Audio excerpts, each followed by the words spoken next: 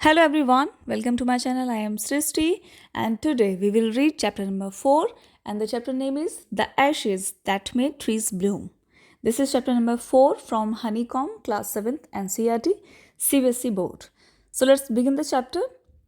Chapter थोड़ा सा long है लेकिन बहुत इंटरेस्टिंग है। तो कहानी में क्या होता है कि एक बुज़ुर्ग यानी कि एक ओल्ड कपल होते हैं जो कहीं पर रहते थे और उनके साथ रहता था उनका डॉगी। डॉगी का नाम था मूको। अब उनकी कोई औलाद नहीं थी, इसलिए मूको को वो बिल्कुल वैसे ही प्यार करते थे जैसे कि कोई अपने बच्चों को करता हो। इसके बदले में मूको भी उन्हें बहुत प्यार करता था और रोज़ाना सुबह सुबह किसान के साथ किसान कौन था? वो जो बूढ़ा आदमी था वो किसान था। तो उसके साथ साथ रोज़ाना सुबह वो खेतों तक जाया करता था। एक बगुला भी था जो किसान के कदमों के पास चलता रहता था और कीड़े मकोड़े पकड़ता रहता था।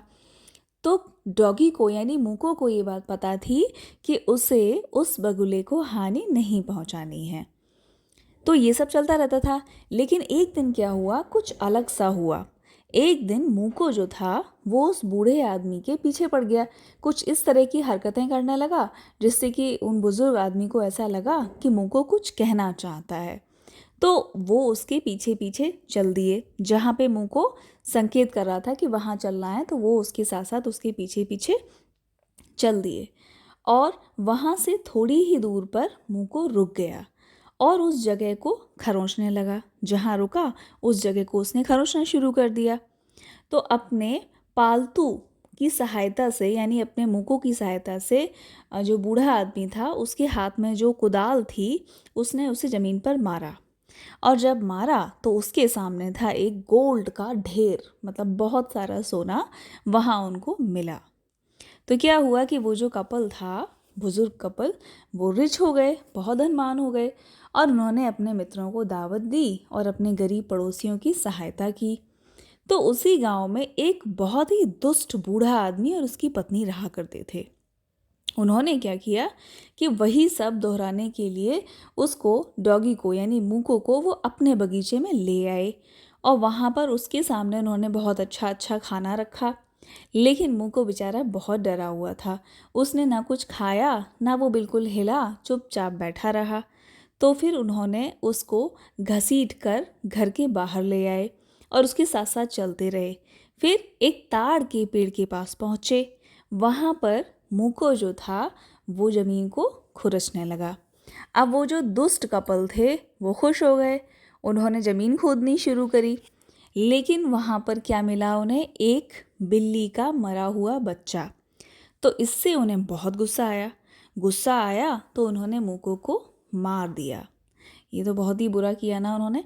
फिर उन्होंने उसे अपने खोदे हुए गड्ढे में ही फेंक दिया और उसके ऊपर मिट्टी डाल दी। मूको की डेथ की खबर जब उनके मालिक तक पहुंची तो वो इतना दुखी हुआ जैसे कि मानो उसके बेटे की डेथ हुई हो। उसे बहुत बहुत दुख हुआ और वो उस स्थान पर गया जहाँ पर उसे दफनाया गया था। बहुत देर तक बेचारा बैठा बैठा रोता रहा, विलाप करता रहा। उसने उसे बहुत प्यारे प्यारे नामों से पुकारा जैसे कि वो सुनकर जिंदा हो जाएगा, लेकिन वो नहीं उठा। तो उस रात उसने अपने मूको को सपने में देखा।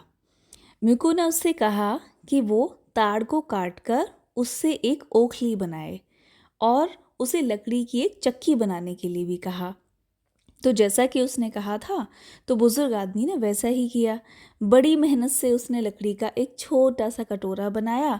फिर उसने लंबे हैंडल वाली लकड़ी का एक उखल बनाया और जब नया साल आया तब उसने कुछ चावल की पेस्ट्रीज बनाने का निर्णय लिया।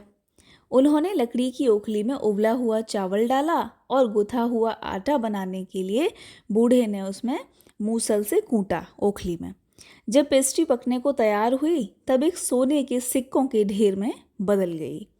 बूढ़ी औरत ने अपने हाथ चक्की उठाई और उसमें बीन सॉस डालकर इसे पीसना प्रारंभ किया तो मानो सोने की वर्षा होने लगी। इसी समय जो ईर्ष्यालु पड़ोसी थे उन्होंने खिड़की से झांका और चक्की उधार मांगी। बूढ़े दंपत्ति ने वो चक्की दे भी दी उनको। उस आदमी ने चावल कूटना प्रारंभ किया तो उस औरत ने चक्की पीसना।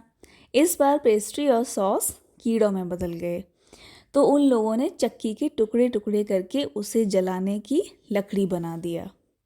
तो इस तरीके से कई प्रयास वो आखिर तक करते रहे और लेकिन कोई भी प्रयास उनका सफल नहीं हो रहा था। फिर क्या हुआ कि कुछ दिनों बाद उस बूढ़े आदमी ने फिर से अपने सपने में अपने प्यारे मिको को देखा।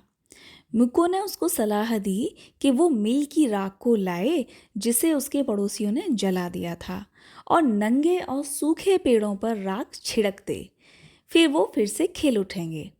अगले दिन बूढ़े आदमी ने अपने पड़ोसियों के पास जाकर ये बात कही और राख लाया। बूढ़ा आदमी अपनी पत्नी के साथ बगीचे में गया और चेरी के नंगे पेड़ पर उसने राख छिड़क दी तो वहाँ पर फूल आने लगे और पूरे गांव में ये खबर फैल गई कि अब कोई आश्चर्य में ये सब चीज़ें देखने आएगा, हर कोई देखने आएगा।